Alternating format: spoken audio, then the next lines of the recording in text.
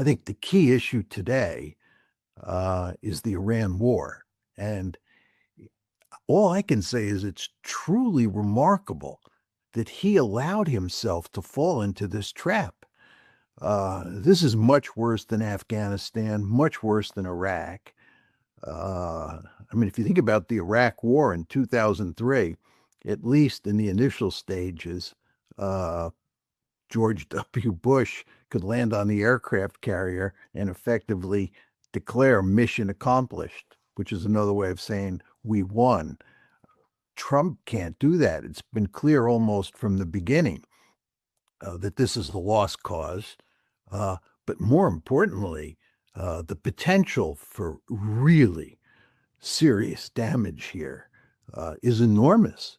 And here we're talking mainly about the international economy, but not only the international economy. So he's entered a war that he can't win and could have, and one could argue is likely to have catastrophic consequences for the world, not just for him and his presidency. The truth is, he is going to have to make major concessions to the Iranians. And it will be clear when he makes those major concessions that the Iranians won a clear victory. It will be a humiliating defeat for the United States.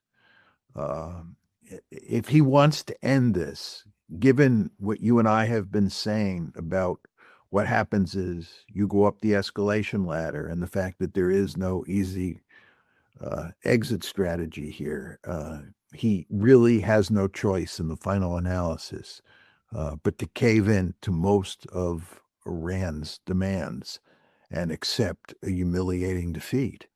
And that will be extremely hard to do.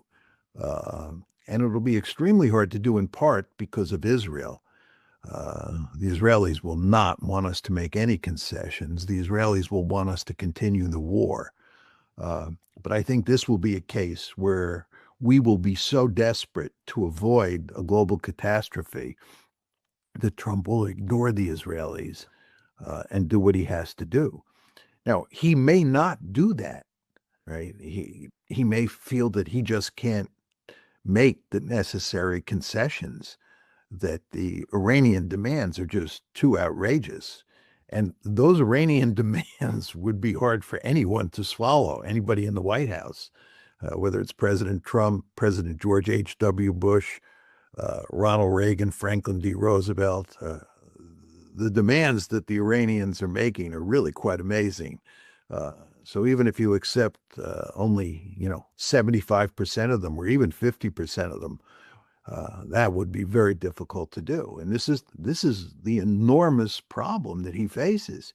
And one can easily imagine, let me take away the word easily, one can imagine him not accepting a deal and just thinking that he can stick it out.